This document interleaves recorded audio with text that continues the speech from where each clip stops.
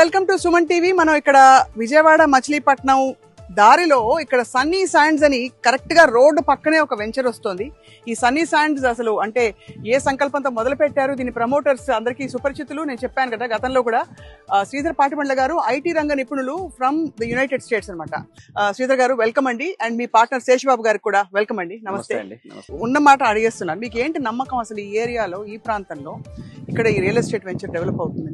Accessibility అండి main. ఇది NH65 Machilipatnam to Hyderabad మీద వెంచర్. ఇది అది మీరు చాలా తక్కువ వెంచర్స్ అసలు లేవనే చెప్పాలా NH65 మీద. NH65 నుంచి యాక్సెస్ ఉన్న వెంచర్ లో ఐ థింక్ మొట్టమొదటి మాదే అని చెప్పుకోవచ్చు. వేరే వెంచర్స్ ఉన్నా గానీ జస్ట్ యాక్సెస్ రోడ్ వరకు తీసుకొని వెంచర్ వెనక్కి వేశారు కానీ రైట్ ఆన్ 65 ఉన్నది మా వెంచర్ నెంబర్ 1. నెంబర్ 2 వచ్చేసేసి ఇది ఇప్పుడు 6 లైన్ కాబోతుంది.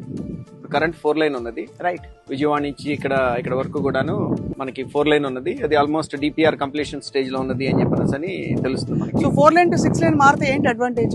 సో మెయిన్ ఎందుకు 6 లైన్ చేస్తున్నారు అని అంటే కనుక మచిలీపట్నం పోర్ట్ మనందరికి తెలిసినట్టు అవును 2027 ఎండింగ్ కల్లా కూడాను ఐ థింక్ 3 బెర్త్స్ తో పోర్ట్ స్టార్ట్ అవబోతుంది.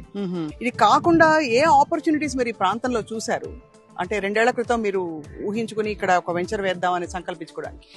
నాట్ ఓన్లీ ఇప్పుడు నేను చెప్పినవే కాకుండా వేరే వేరే రీజన్స్. ఇక్కడ బెల్ అని భారత్ ఎలక్ట్రానిక్స్ లిమిటెడ్ ఒక 4 కిలోమీటర్స్ డిస్టెన్స్ లో మనకున్నది నిమ్మకూరు దగ్గర. అదొకటి. రెండోదేమో ఔటర్ రింగ్ రోడ్ వచ్చేసేసి మనకి 20 మినిట్స్ డిస్టెన్స్ లో వస్తుంది.